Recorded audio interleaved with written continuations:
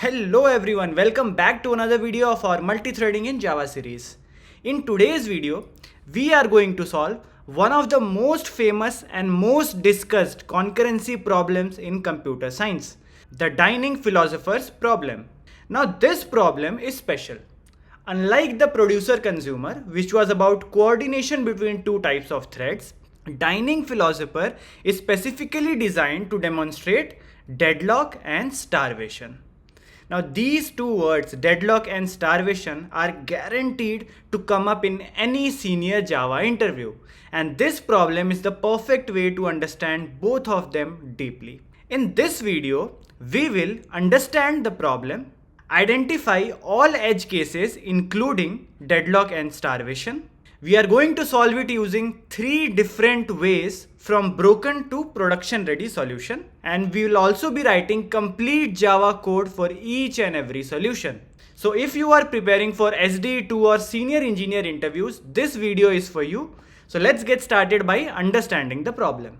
Imagine 5 philosophers sitting around a circular dining table, and each philosopher does only two things in their life. They think and eat. That's it. Now, between every two philosophers, there is exactly one fork with which philosopher will eat. So, with 5 philosophers in circular dining table, there are exactly 5 forks on the table as well. Correct?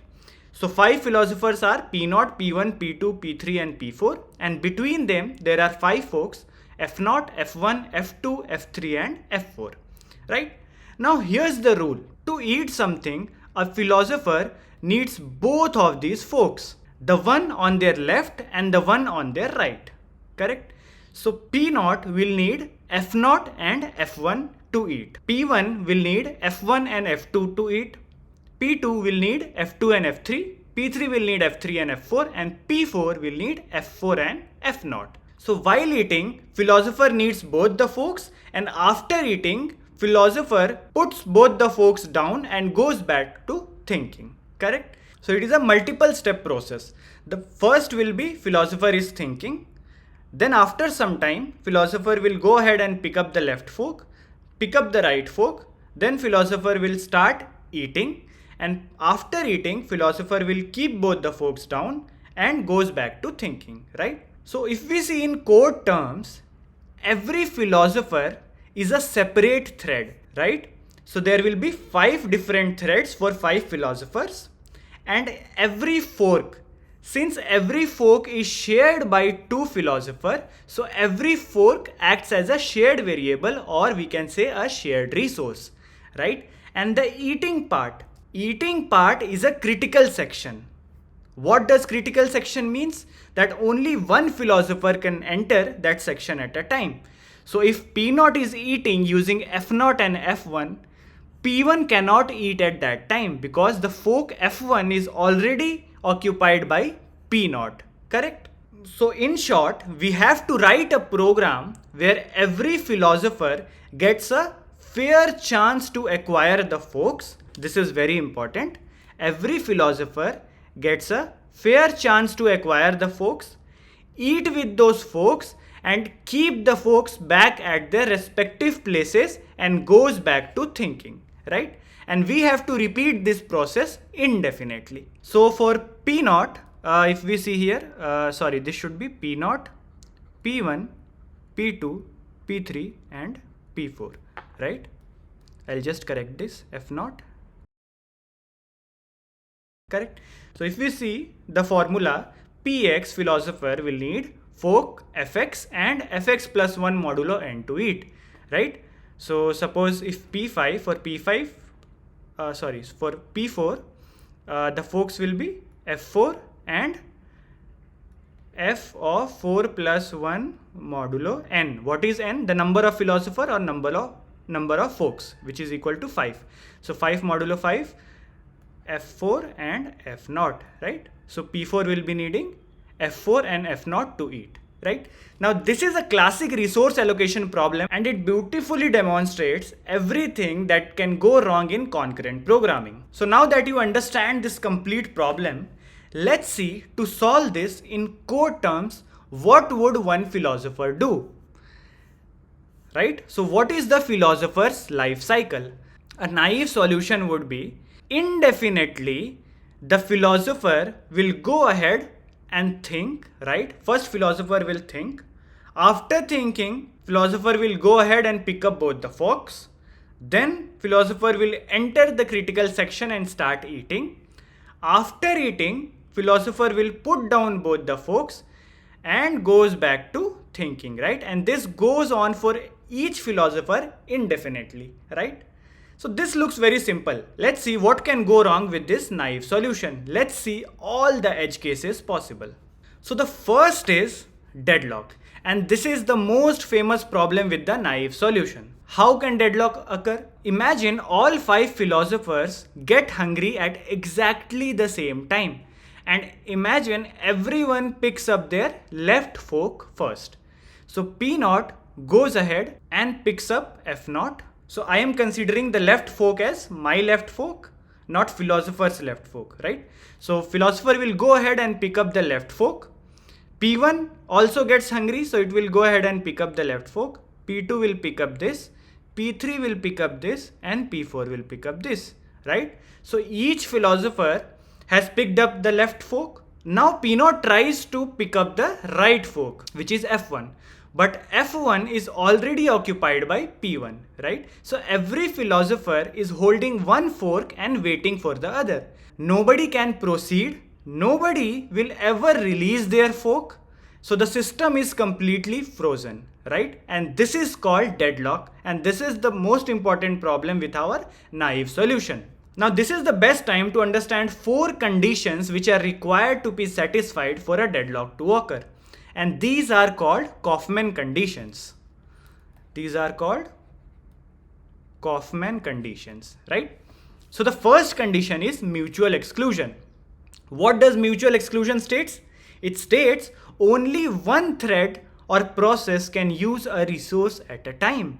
In our example, fork can be held by only one philosopher. Therefore, mutual exclusion condition is satisfied, correct? What is the second condition? The second condition is hold and wait. So here a process is holding at least one resource and is waiting to acquire additional resources held by others. What is the meaning of this? It means thread doesn't release what it already has while waiting for more. So in our example, every philosopher holds a fork, but it waits for another one to release. It doesn't release the fork which is held by itself, right? So it is holding a resource and waiting. Therefore, hold and wait condition is also satisfied in our example. Now the third condition is no preemption. No preemption means resources cannot be forcibly taken away from a process. A thread must release the resource voluntarily. But in our solution, our naive solution, this is not happening. In our solution, nobody can snatch a fork from another philosopher, right? So there is no preemption.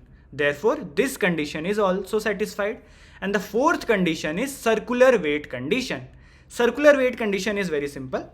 A circular chain of processes exists where each process is waiting for a resource. So a circular chain of process exists where each process is waiting for a resource held by the next process, meaning a cycle is formed. So in our example, P0 is waiting for P1, P1 is waiting for P2, P2 is waiting for P3, and P3 is waiting for P4, and P4 is waiting for P0 to release the respective forks. So a cycle is formed, right? Therefore, our circular wait condition also satisfied. Now, since our naive solution is satisfying all these 4 conditions, so our naive solution will have deadlock, correct? So if we want to break the deadlock, in our code, we will write the code such a way that one of these conditions is not satisfied, right? If that is not satisfied, that means deadlock will not occur, correct? Now let's see another problem. Even if we fix the deadlock, there is another problem, which is starvation, right? Now how does this happen? Now here imagine P1 and P3 are always eating, right? So initially everyone is thinking, let's see only these 3 philosophers for now. All the 3 philosophers are thinking, right? As soon as it is time to eat, P1 acquires F1 and F2, P3 acquires F4 and F3, right? P2 doesn't acquire any fork. Both the philosophers starts eating and then they put down the fork and go back to thinking, right? Now again when it is time to pick up the forks, P2 is not allowed and P1 and P3 somehow again picks up F2, F1 and F2. So there is a possibility that P1 and P3 are again and again picking up the forks, eating, thinking, and then again picking up those forks. Therefore, P2 will never get chance to acquire the shared resource, that is forks, and eat it, right? So P2 will starve. So in starvation, what happens? Your thread is alive, all the threads are alive, but this particular thread never gets CPU time or resources. It waits indefinitely for this resource to get free. So even if we remove the deadlock, still there is no progress for P2, and this is called starvation. This is also the problem that we need to solve. Now the third problem is livelock. Now this is a tricky one. This is very less common but very important.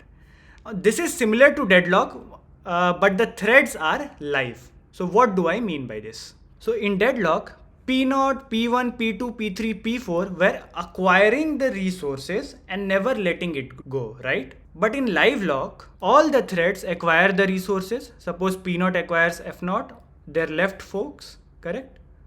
Everyone has their left fork. And when they see that their right fork is occupied, everyone keeps back the left fork, right?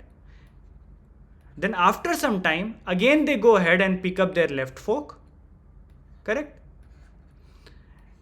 Then they see their right fork is occupied and then again they keep their left fork, right?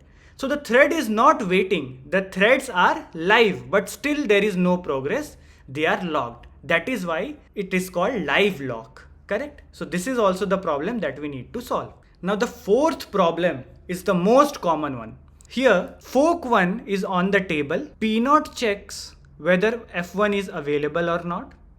And at the same time, if P1 checks whether F1 is available or not, both will get the answer that yes, it is available, right? And then both will go ahead and try to pick up this single fork twice, right? P0 will pick up F1 at the same time and P1 will also pick up F1 at the same time. Even though there is one fork, if our code does not handle the race condition, both P0 and P1 will use this fork simultaneously, which is not possible. So this is the race condition that we need to handle. So these were the 4 edge cases. First one was deadlock. Second one was starvation. Third is livelock. And fourth is race condition.